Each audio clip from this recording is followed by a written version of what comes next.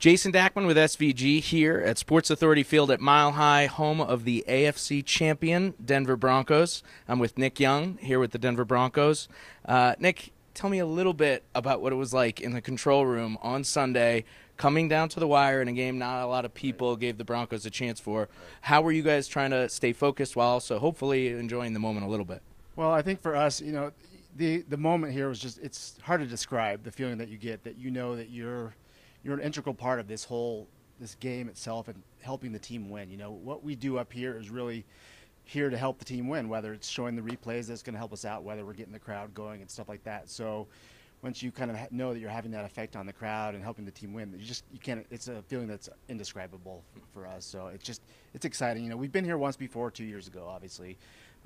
In that moment, I say that was a pretty exciting moment just because it's been so long since we've kind of been at that point and gone to the Super Bowl. But I think the difference this time is we kind of really have learned a lot in the last 2 years, really what works, what makes the crowd excited, what gets the team going, and that kind of stuff. So we really, between myself and Mike Bonner, we kind of worked together and we're like, okay, we're looking at what's happening situationally on the field and what's going to work best to go up on the board that's really going to help out. So it's a great team effort, whether it's the replay guys, just getting on the looks really quick, we know it's going to help the team, or the right graphic at the right moment, people that are running the ribbon boards, helping the crowd. It's just the team effort we have here is just great, and I think it really helped play a big part in this game. So absolutely, and you guys have a huge week coming up, obviously. Yep. Super Bowl week, Super Bowl 50. 2 years ago in New York, you really kind of knocked it out of the park with a lot of things you did from there. Can you tell me a little bit about what you have planned for the week leading up to the big game with some live stuff coming out of California? Right.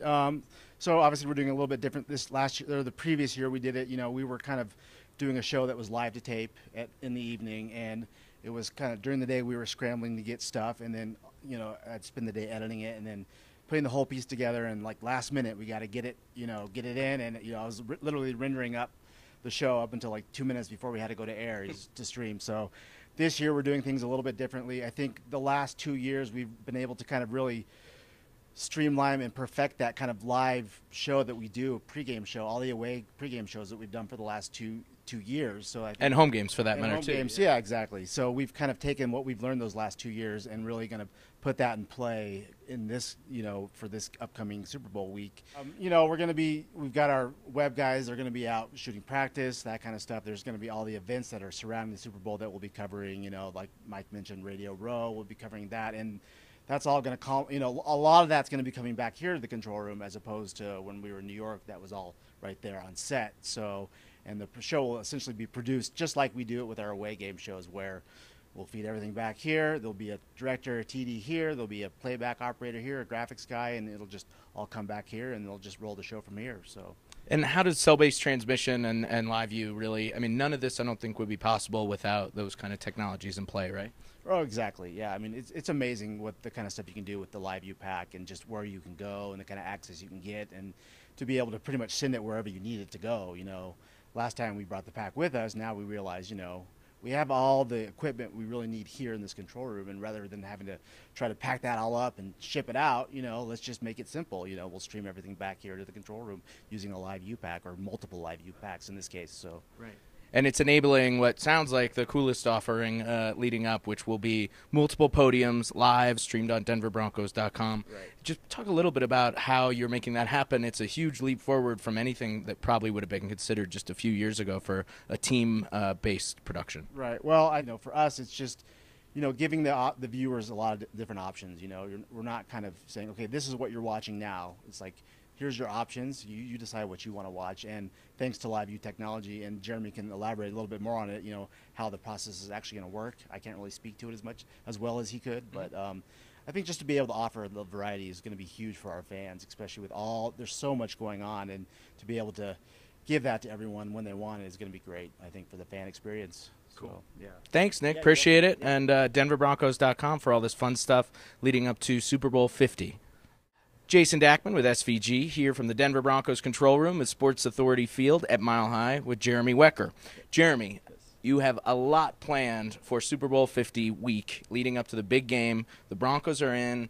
Lots of live streaming, lots of prepackaged stuff. Tell us a little bit about the technical challenges that kind of go along with that, especially with the live streaming out of California. Yeah, there is a lot of challenges. You know, we're going to greatly increase the footprint that we had the last time we went to the Super Bowl. So we'll have servers, you know, at the hotel that will be able to stream back to the stadium, stream to the web, receive feeds from the packs that are out in the field. So we'll have kind of like a little video village happening at the hotel where we can take video in and out and also be live on the air from there coming back to the control room, where we'll ultimately cut the show and send that out to the web.